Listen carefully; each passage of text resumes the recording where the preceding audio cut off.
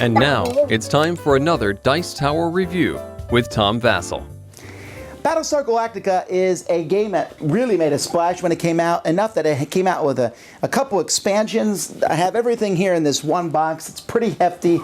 And I'll tell you, the first expansion, Pegasus added a lot, and then Exodus added even more. And I thought, wow, there's so much in this game, we'll never play with it all. And I was really surprised when they decided to add another expansion. Now this has got to be the last one. I cannot imagine there being another one. So let's take a look and see at the things that Daybreak adds to Battlestar Galactica. I'm assuming if you're watching this, you already know how to play Battlestar Galactica. You're just here to see what new stuff this adds.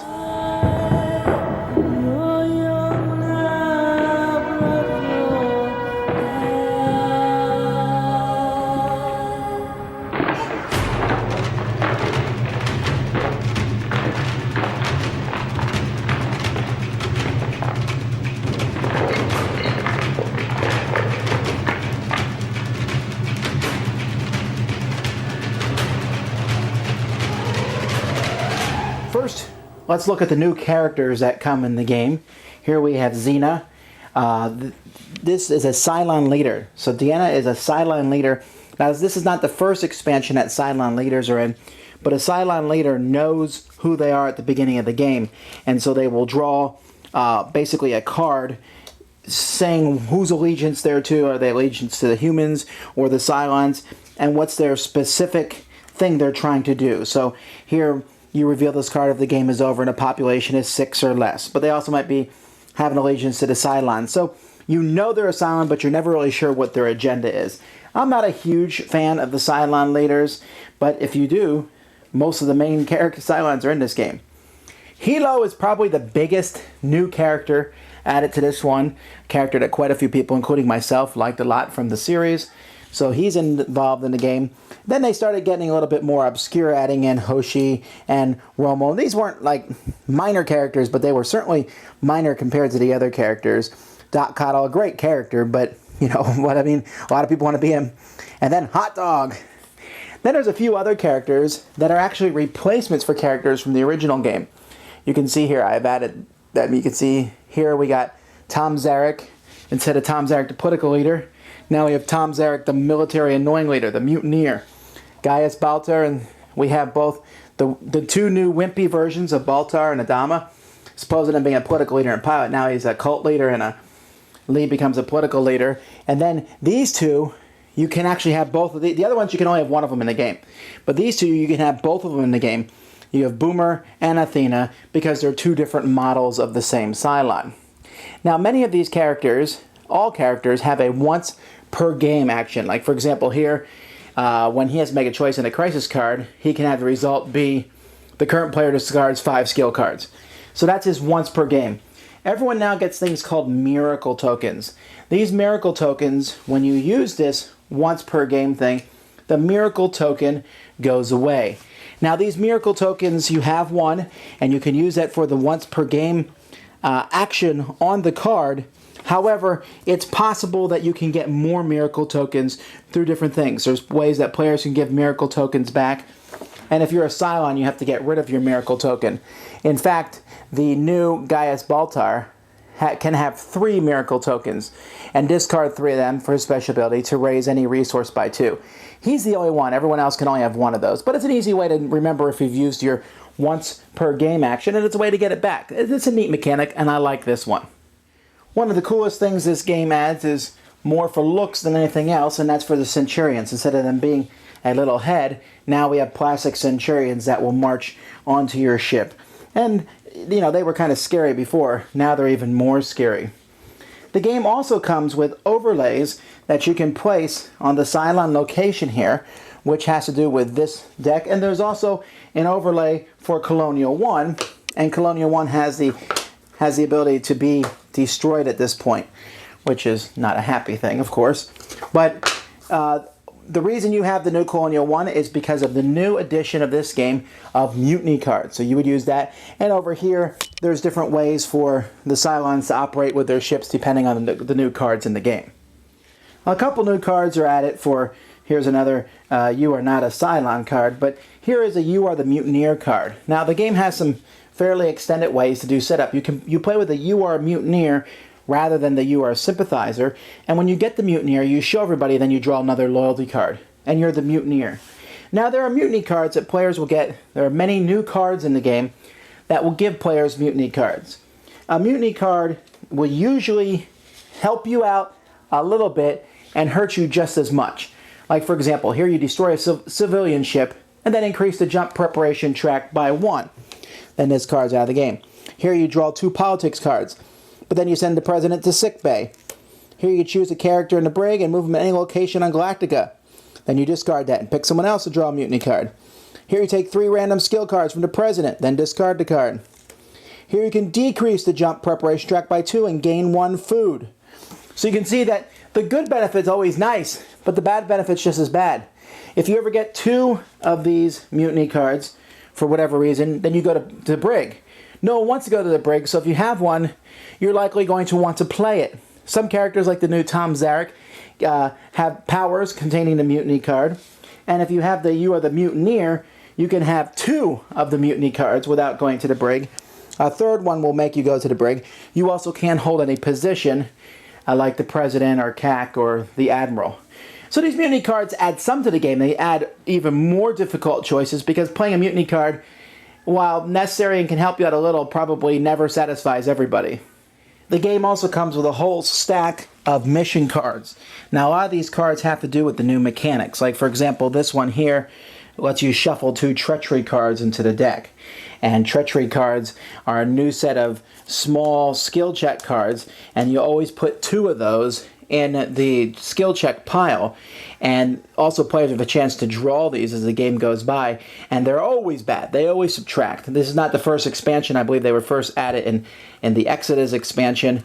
Treachery cards, and so they're not a very happy thing, and so this incitement to mutiny would cause us to get more, to shuffle more of them into the Destiny deck. We also have here a test here that increases the jump preparation track by 1. Here, there's a lot of choosing cards in this set where the Admiral and Preparation both get a mutiny card. Or, we lose 1 morale and a current player discards 3 skill cards. Which one do you want? Or here we lose morale. And a lot of these have to do with the end finale of Battlestar Galactica. So the last several episodes you'll see, like Given from Into Despair, is from one of the final few episodes. So there's quite a few of these. And just to make sure that life isn't easy, there's also cards that bring in more spaceships as time goes by. There's quite a few of these cards that are included with the game. There's also a lot of skill check cards. Like I said, there's new ones added to each one. Some of them take advantage of the new rules of the game. But these skill check cards add some cool actions. Like here you can activate a location even when it's damaged. Here you can increase the jump preparation track by 1. Possibly damaging Galactica, but what do you care sometimes during the game? Or here, you can play before cards or add to a skill check. If it passes by 4 or more, you get a miracle token. Those things I talked about earlier. Then there's a lot of ones that have a symbol next to the number there. That symbol means that if this card is playing during a skill check, then the action happens. So if you play this card during a skill check, it's 0, but if the current player is a human player, they can play a skill card face up. Otherwise, they draw a mutiny card. Here, if you play this during a skill check, the current player draws 2 engineering cards. And if it fails, you get 1 engineering card. Here, this changes all zeros. If for each 0 card in the deck, you add 1 to the skill check. Here's a card you can play before a skill check, which means all the skill checks don't count. And there's quite a few of them in the game, especially on the treachery cards. The current player sent to sickbay, plays 2 raiders in front of Galactica. And you can discard that card, but then you have to draw a mutiny card. So there's a lot of nasty, evil things in here. But folks, all is not in vain. We have Earth. When players decide to go to Earth, if you notice, the card for going to Earth has a distance of 10 on it.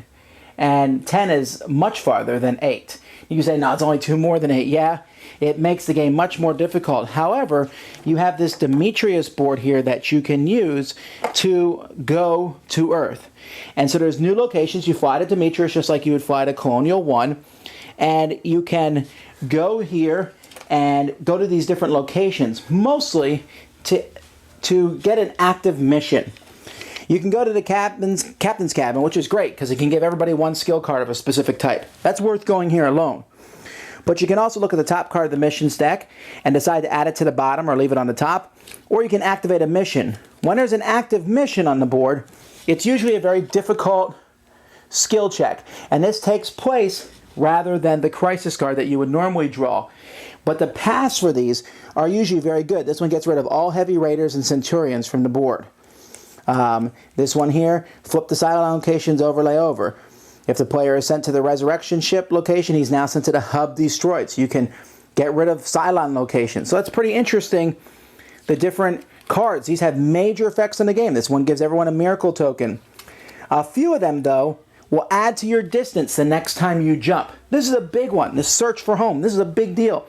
Adding 2 to your jump makes the game a lot easier. One of them, though, and I think this one is one of the coolest ones in the game, is the Cylon Civil War. What that does is it brings the Rebel Base Star into play. Now, when the Rebel Base Star is in play, depending on how the check is passed or not, it either comes into play as a Cylon ship or on the human side. And then you can go to these things. Here you can get rid of a miracle card to look at the top 5 cards of the crisis deck and order them any number you want.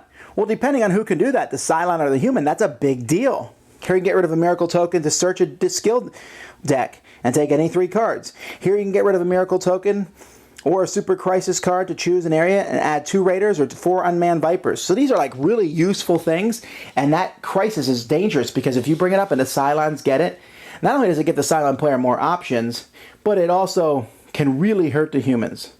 So these are some of the new things that the game adds. It also comes, of course, with more tokens, and it also comes with the armored raiders, which act a little bit like vipers and how they act. They're cool, but to me, this was a minor addition.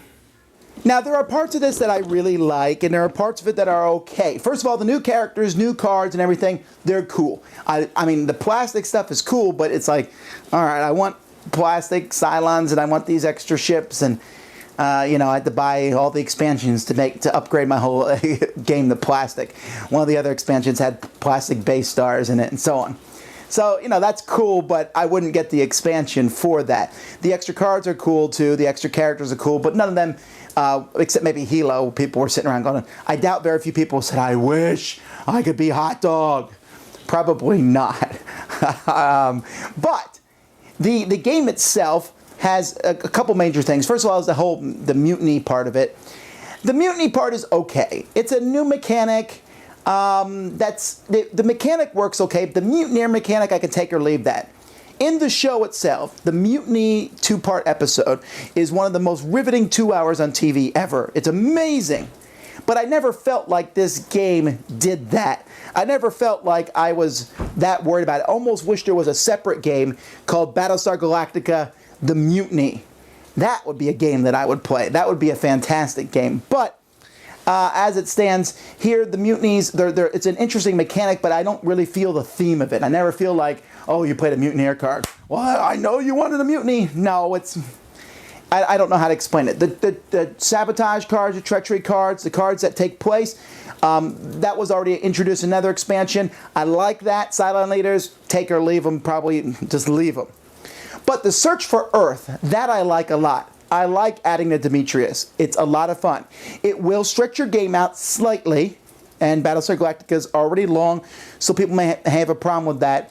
Although, I don't know if you could maybe even make the game faster, but I like the idea of going to Demetrius. You ignore a lot of other things to do it, to find these better cards. And when that Rebel Base Star shows up, that's such a neat thing, and that's such an important test. It's maybe the most single important test of the whole game. That's when a Cylon has to sit there and they tremble and they say, do I really out myself now? Because it's really critical that we get this base star for ourselves. It's a pretty big deal. And I like that. I like these 2 ships. And in fact, when I'm ranking the expansions, I still think you should probably get Pegasus first, because having the Pegasus ship is a big deal. But I think I would get this one before Exodus. I like this. It's an easy expansion. In fact, I think if you only own Battlestar Galactica, you could add this to the mix. And I played it with just the base game. and it fits in fine. Now, you can play one with everything. We're going to add in the Demetrius and the Pegasus, and we're going to go establish. I mean, you can add in all this stuff, and it can get really convoluted. And Battlestar Galactica shouldn't be that convoluted, in my opinion. So, is this a must-buy? Well, if you already have all the other expansions, you're going to get this anyway. Or you might say, oh, I don't need another expansion. Well, here's the deal. You don't need this one. It adds a couple cool things, especially that Search for Earth. I think that's a cool mechanic, and it's an easy one to teach people. It adds more characters. You want to be Doc Cottle? Now's your chance. That's neat in addition, but it's not compelling to get, I suppose would be the word for it. It's neat, but I'm not sitting here saying, buy it now. It's really up to you. But if you've never gotten an expansion before, this would be a serious consideration for this to be your first one to get, and I think it would throw you for less of a loop than the other two would. Anyway, that's the Daybreak expansion for Battlestar Galactica. Thanks so much for watching the Dice Tower videos. Find more great videos and reviews, as well as our top-rated audio podcast at Dicetower.com. You can also find other great shows at Dicetowernetwork.com. I'm Eric Summerer, and you've been watching The Dice Tower. The Dice Tower is sponsored by Cool Stuff Inc., where you can find great games for great prices. Cool stuff in stock. Check them out at CoolStuffInc.com. Shut the door. Do.